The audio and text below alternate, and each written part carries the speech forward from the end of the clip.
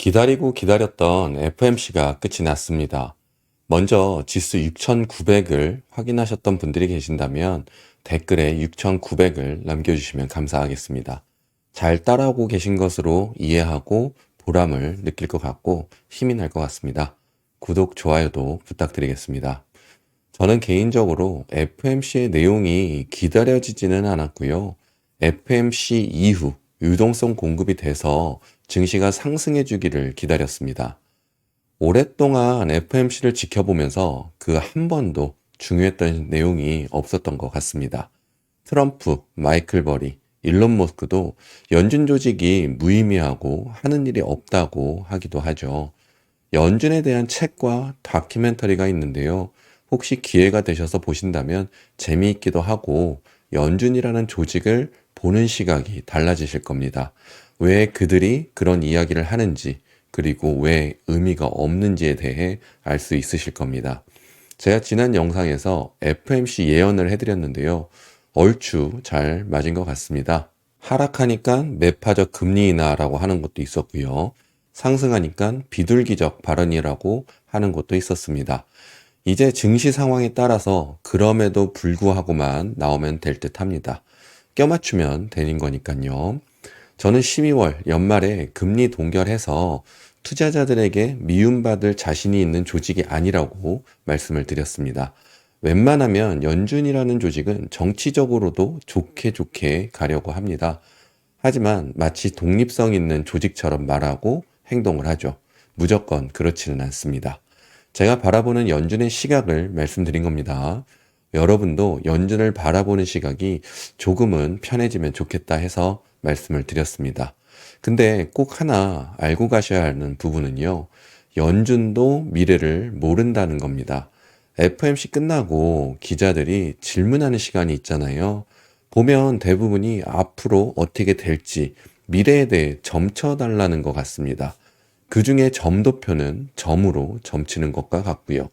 경제를 알 수 있는 것이 아니고 우리가 주식을 하기 위한 하나의 요소라고 할까요? 점도표로 증시가 반응을 할 때가 있기 때문이죠. 저는 FMC를 안 보는데 볼 때마다 이해하기가 어렵더라고요. 고용과 부동산 쪽이 안 좋다. 근데 인플레이션은 여전히 높다. 스태그플레이션을 이야기하는 건지 고용이 아직 나쁜 건 아니고 안 좋아질 것에 대한 대비라고 하면 당장 문제인 인플레이션을 잡아야 하는 건 아닌지 고용이 안 좋더라도 소비가 좋고 경제가 좋고 앞으로도 경제 성장도 긍정적이면 인플레이션을 먼저 잡든가 아니면 지켜보든가 그리고 인플레이션이 여전히 높다고 하는데 단기 채권 매입을 하겠다고 합니다. 심지어 예상보다 공격적이라는 평가가 나올 정도고요. 이해하기 어려워서 이해하고 싶지 않은 연준들의 이야기와 파월의 발언입니다. 그래서 연준의 말에 대한 해석이 아니라 실제로 무엇을 하고 있냐를 봐야 합니다. 오늘 영상은 왜 굳이 단기채 매입을 선택했는지, 왜 단기채 매입을 해야만 하는지, 왜 돈을 푸는 효과를 갖는지 이야기해 드리려고 합니다. 단기채권 매입은 QE, 즉 양적 완화는 아닙니다. 양적 완화는 장기채 중심으로 매입을 해서 경기 부양과 자산 가격 안정, 금융시장 붕괴 방지 이렇게 대놓고 하는 것이고요. 단기 채권 매입은 경기 부양이 아닌 은행 시스템에서만 돈을 공급해 주는 겁니다.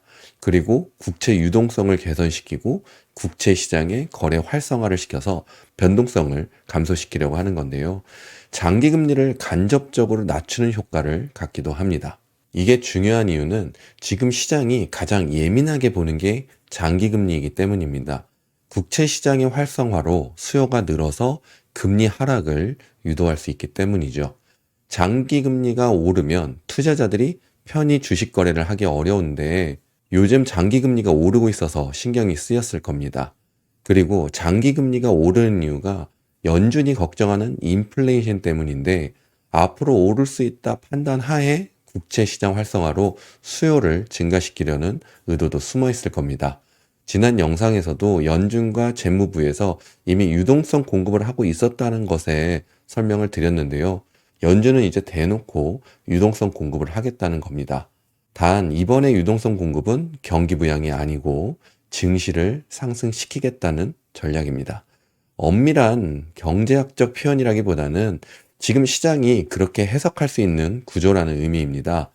미국 경제 시스템의 경제학을 사용해서 살짝의 눈속임을 하겠다는 겁니다.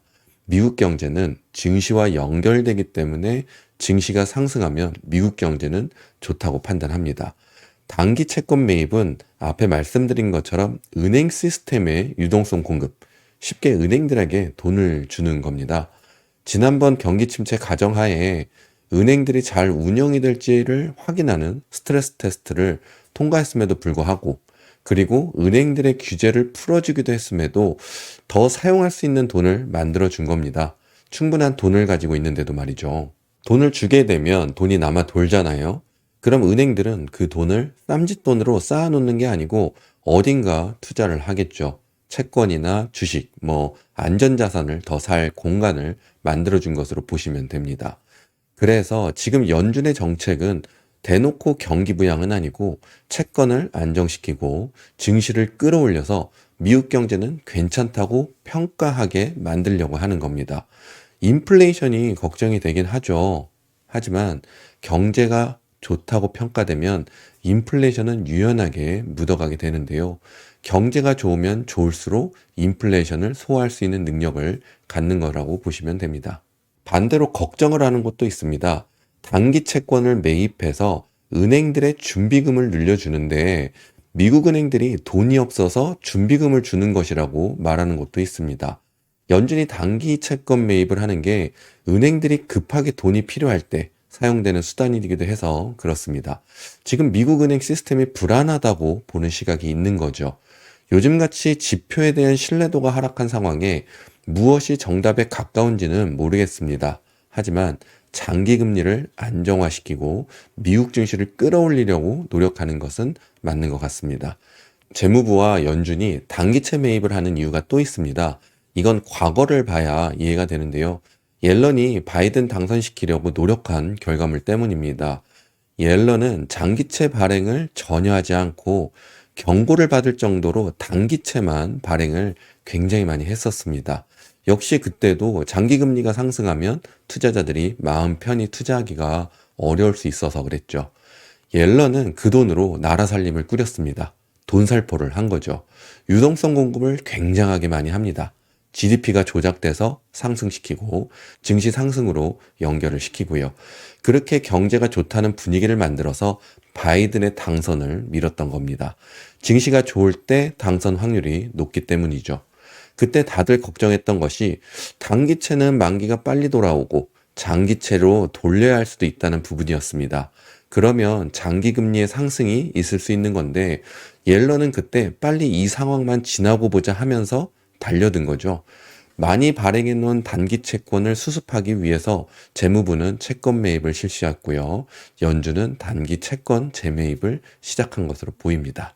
자, 유동성 공급은 시작되었습니다.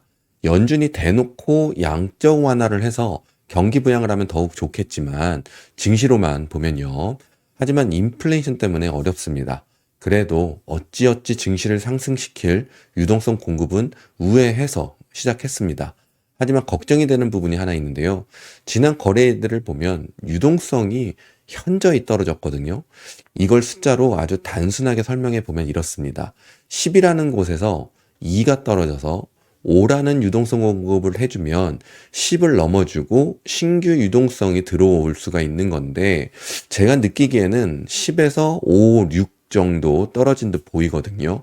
그럼 5라는 유동성 공급이 되어도 제자리로 돌려놓는 것 뿐인데요. 유동성 공급이 크게 돼서 전체 증시를 끌고 올라가야 하는데 그렇지 못하니까 섹터나 종목으로 쏠림 현상이 일어나서 순환매가 일어나거나 차별화 장세가 크게 나타날 수가 있습니다. 유동성 공급이 어정쩡하게 들어오면 이런 현상이 일어납니다. 알아두시면 좋겠고요. 우리는 지수만 보면 됩니다. 6,900 확인하신 분들 계시나요? 파월 연설부터 6,900에 붙어 있었습니다. 저의 영상을 보신 분들이라면 기준을 가지고 지켜보셨을 거라 생각이 듭니다. 우리는 몇 주 전부터 유동성 공급이 되고 있다는 기준을 6,900으로 두자고 했었죠. 6,900을 넘는 척만 하고 다시 내려왔기 때문에 유동성 공급이 제대로 되고 있다고는 볼 수 없는 상황입니다. 다음 주에는 6,900 위로 밀고 올라가는지 확인이 필요하고요. 만약 오르지 못한다면 실망 매물이 흘러나올 수 있는 지역이라서 우리가 원하지 않는 장대 음봉이 하나 출현할 수도 있습니다. 그리고 지금은 단기 하락 추세로 전환이 될 수도 있어서 유동성 공급이 시급한 상황이라 말씀드릴 수 있겠습니다. 주식을 이해하고 매수 타이밍과 주식의 건강 상태, 추세를 이해하고 싶으시면 제가 말씀드린 기준을 보시면서 이해하시려고 노력하시면 좋겠습니다. 증시의 유동성 문제로 영향받은 종목도 있습니다. 오라클, 브로드컴. 오라클 그리고 브로드컴이 증시를 망가뜨렸던 것처럼 보일 수 있는데요.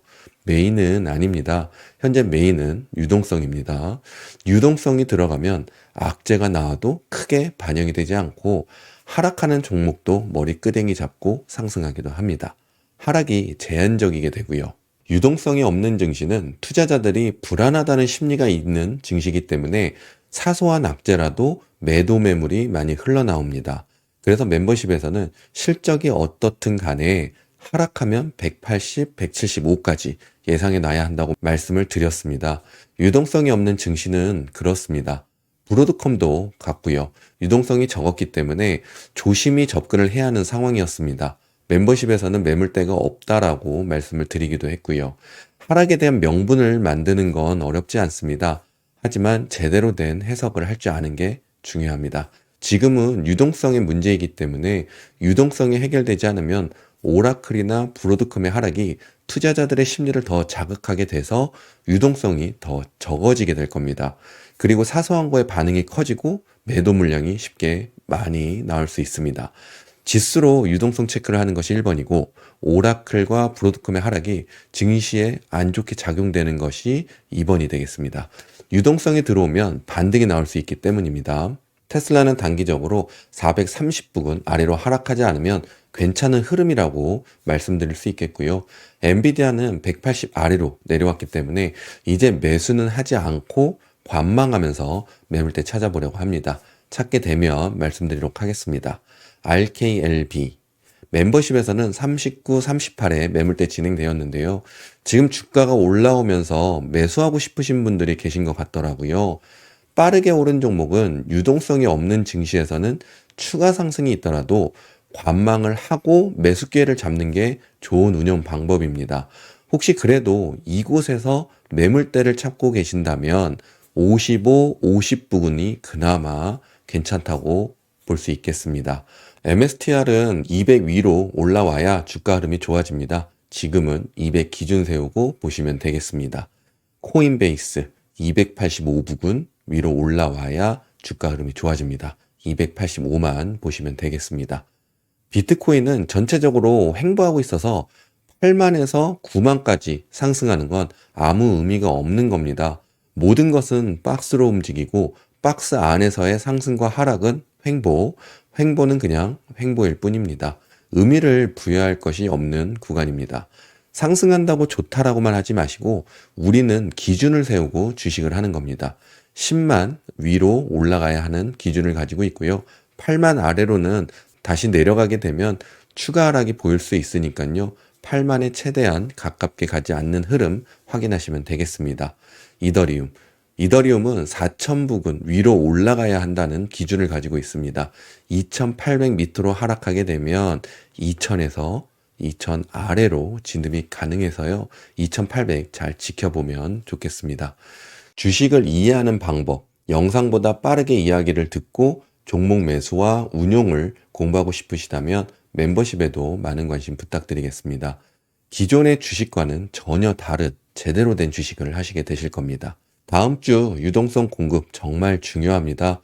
유동성 공급이 없는 장은 순환매, 차별의 장세, 악재에 크게 반응할 수 있다는 거 주식 상식 알아두시고 지수를 꼭 확인하시면서 다음 주 증시 보시면 되겠습니다. 의미 없이 증시를 지켜보는 건 잘못된 겁니다.